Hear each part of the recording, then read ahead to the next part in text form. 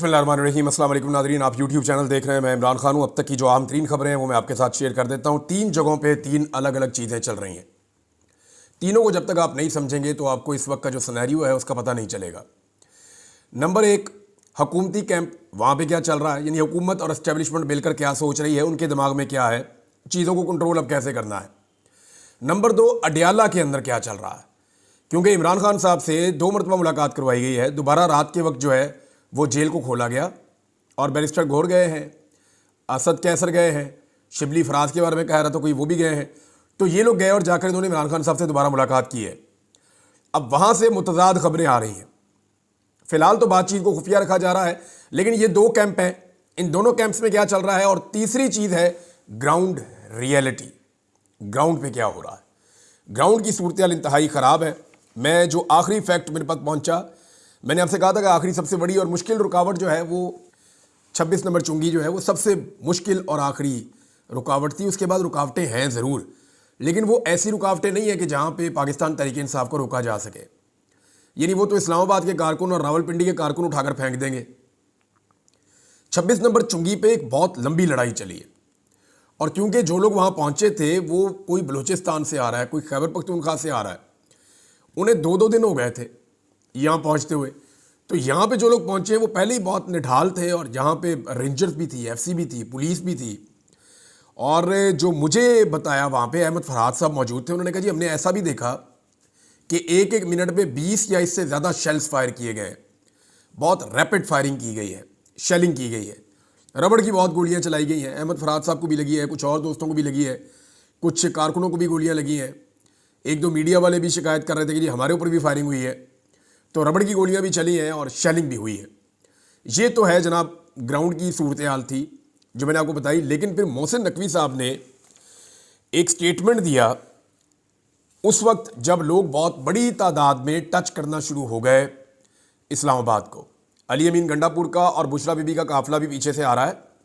कुछ काफिले पहले पहुंच चुके हैं, सबसे आगे बलूचिस्तान के नौजवान हैं, और बाकी कुछ पंजाब से आने वाले लोग हैं, और खैबर पख्तूनख्वा का वो काफिला जो शाहिद खटक वगैरह के साथ आया था, ये लोग जो पहले आगे बढ़ गए थे, ये लोग वहाँ पहुँच गए। पिछले काफिले भी सारे आ रहे हैं। अगर लोगों की तादाद की बात करें तो अब ये उससे आगे निकल गया मामला, क्योंकि आज तक इतनी बड़ी तादाद में इस्लामाबाद में लोग पहुँचे ही नहीं।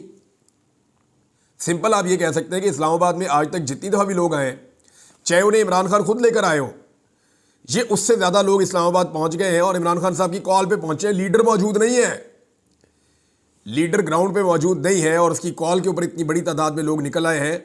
नवाज शरीफ और शहबाज शरीफ अपना पूरा जोर लगा के, अपनी हुकूमत का पूरा जोर लगा के आसिफ अली जरदारी का हाथ साथ पकड़ के मौलाना फजलुर रहमान साहब को भी साथ मिला लें, ये नहीं कर सकते, ये कर ही नहीं सकते। बल्कि ये बंदे इकट्ठे करके उनको 2 से ज़रब भी दें फिर भी ये नहीं कर सकते, जितने बंदे पाकिस्तान तहरीक इंसाफ की आवाज़ पे आ गए।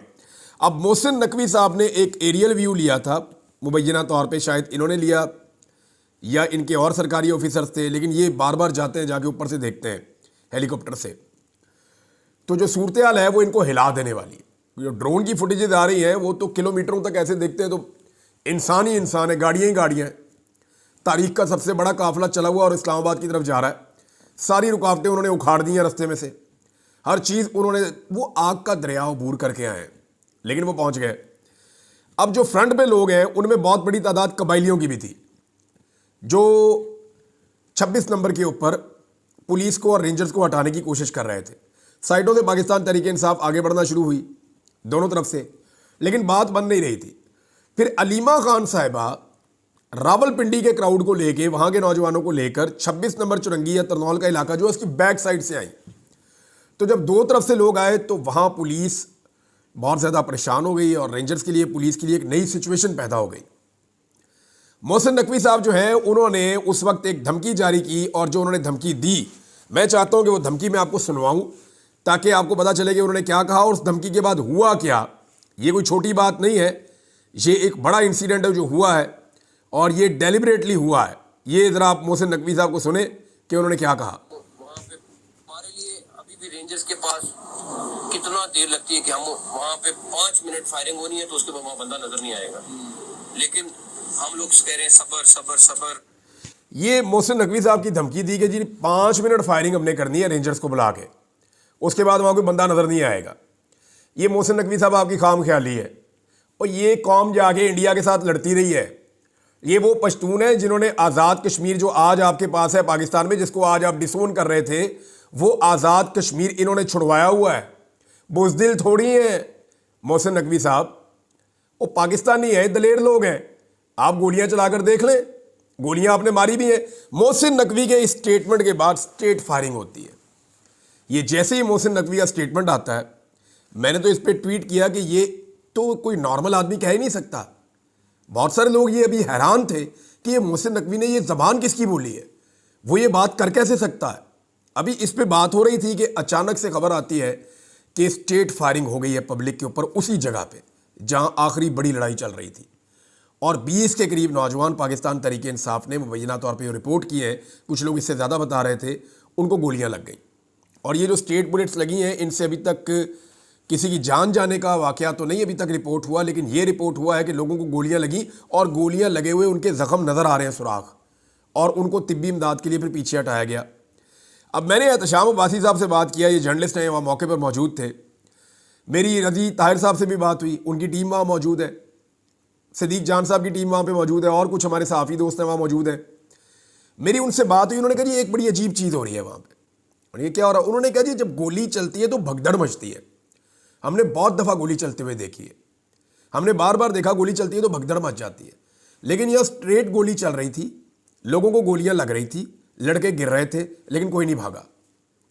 भगदड़ मची नहीं, लोग भागे ही नहीं, बल्कि वो कबायली जो आए हैं वहाँ से, खैबर पख्तूनख्वा के जो कबायली बेल्ट है वहाँ से जो लोग आए हैं वो अभी इस वक्त सबसे आगे आगे हैं, या जो बलूचिस्तान से आए हैं वो सबसे आगे आगे हैं।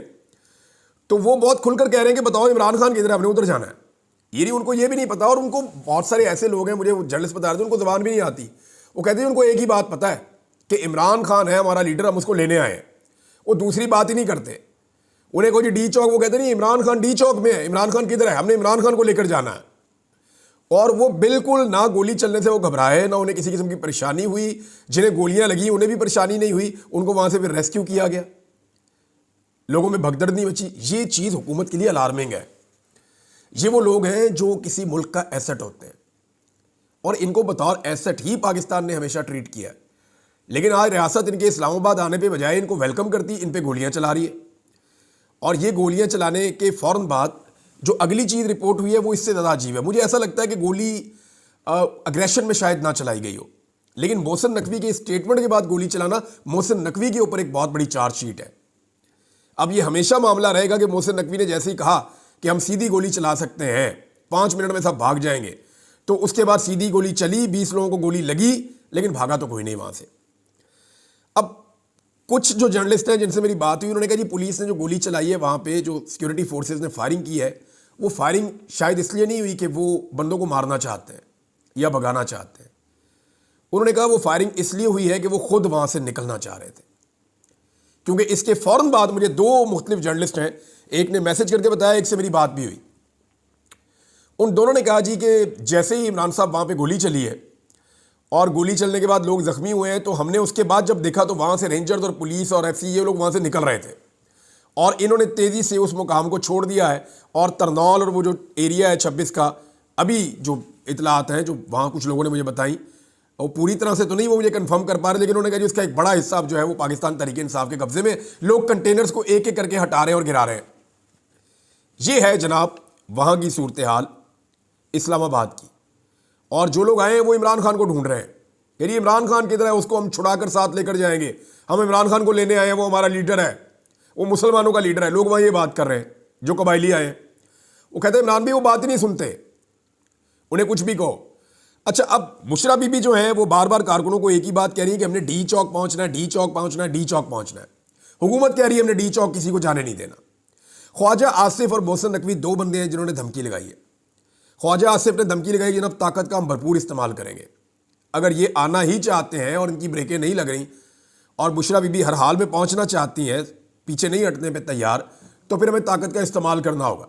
और ख्वाजा आसिफ की धमकी और मोहसिन नकवी की धमकी के बाद ताकत का हमने इस्तेमाल होता हुआ भी देखा। अब आ जाए दोनों कैंप्स में हो क्या रहा। पहले आप ये देख लें कि हुकूमत ने ऑफर क्या किया। हुकूमत ने पहले ऑफर किया सुबह आप जाके मिलने, मुलाकात का दिन नहीं था, 2 घंटे मुलाकात हुई। फिर हुकूमत ने रात के अंधेरे में दोबारा मौका दिया कि जाके फिर मिल लें। ये लोग जाकर दोबारा मिले, लेकिन हुकूमत ने जो ऑफर दी है अब वो ये दी थी कि जनाब आप जाकर मिलें और हम आपको जगह दे देते हैं संजानी में। संजानी वो जगह है जहाँ पे वो बहुत बड़ी मवेशी मंडी थी, जहाँ पाकिस्तान तहरीक इंसाफ को पहले जलसा इन्होंने करवाया, फिर पाकिस्तान तहरीक इंसाफ का मजाक उड़ाते थे।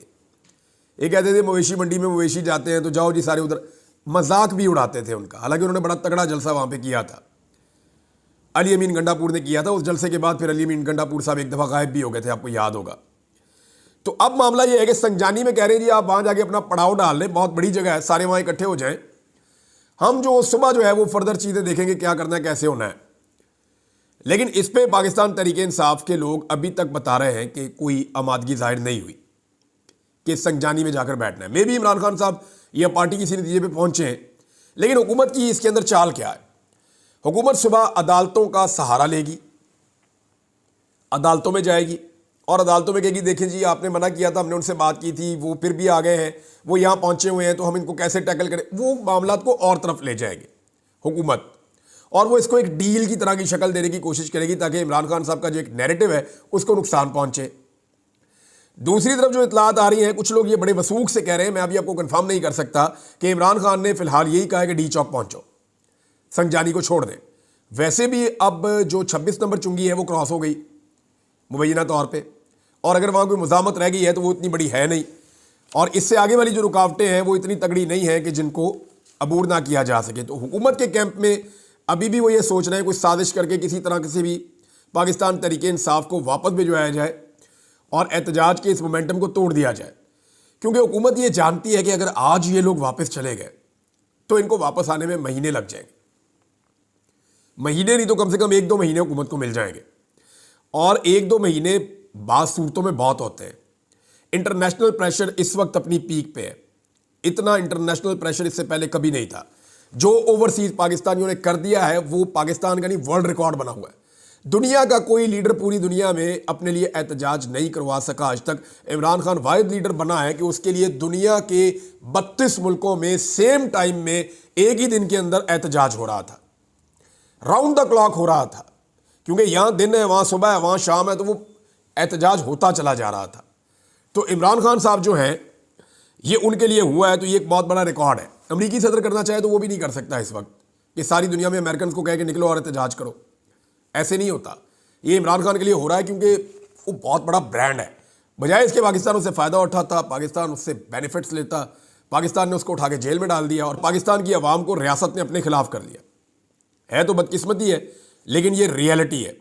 अब मोहसिन नकवी का कहना है दफ़ा 245 में जाना पड़े, फ़ौज को दे दें, या कर्फ्यू लगाना पड़े, या कोई और इंतहाई कदम उठाना पड़ा तो हम उठा देंगे, फिर बाद में हमें कोई शिकवा ना करे।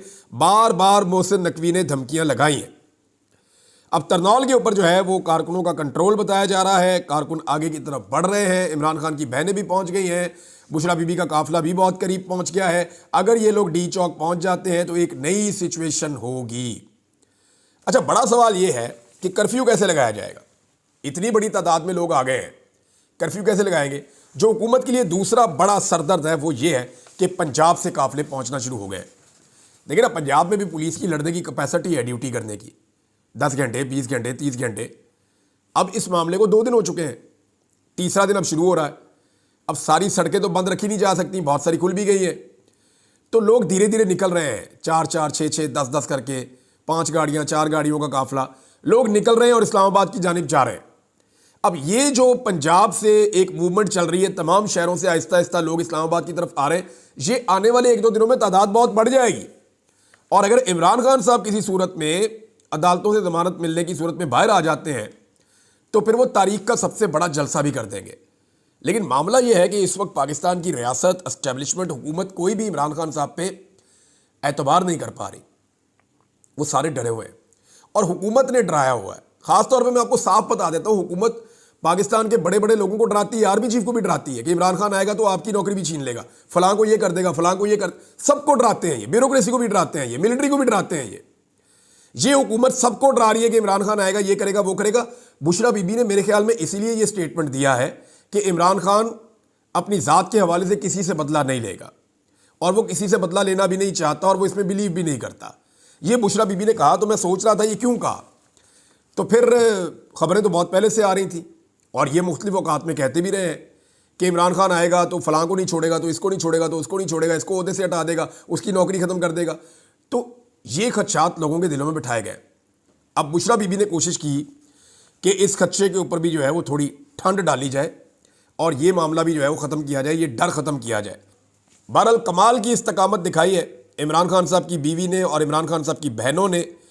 और अब इस वक्त जो हो रहा है वो ये हो रहा है कि रावलपिंडी और इस्लामाबाद के शहरी निकल आए हैं। वो खाना, पानी, कंबल, कपड़े और दीगर ज़रूरी सामान लेकर आ रहे हैं। लोग अपने वाईफाई पासवर्ड ख़त्म कर चुके हैं। जितने भी पाकिस्तानी वहाँ मौजूद हैं उनको इंटरनेट मिल रहा है और अडियाला का दरवाज़ा एक दिन में दूसरी मरतबा खोला गया है। हुकूमत 3 चीज़ें एक साथ कर रही है।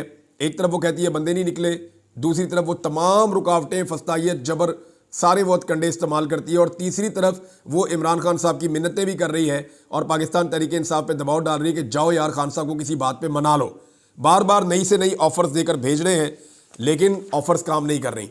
इंटरनेशनल मीडिया इस पूरे इवेंट को लगातार रिपोर्ट कर रहा है और आलमी सतह पे इसकी बहुत बड़ी कवरेज हो रही है।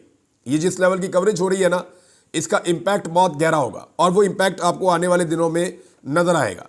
पाकिस्तान का जो लोकल मीडिया है या जिसको आप इलेक्ट्रॉनिक या प्रिंट मीडिया कहते हैं, वो इसके ऊपर किसी किस्म की कवरेज नहीं कर रहा। उनको बड़े सख्त अहकाम दिए गए हैं कि पाकिस्तान तहरीक इंसाफ की इतनी बड़ी मूवमेंट को आपने ग्लोरीफाई नहीं करना, आपने इसके बारे में नहीं बताना। लेकिन इंटरनेशनल मीडिया ने जो है वो ये सारी चीज़ें एक दफ़ा नहीं बार बार दिखाई हैं। इमरान खान साहब के 3 मुतालबात, नंबर 1 मैंडेट की वापसी, नंबर 2 बेगुनाह कैदियों की रिहाई, नंबर 3 26वीं आईनी तरमीम का खात्मा।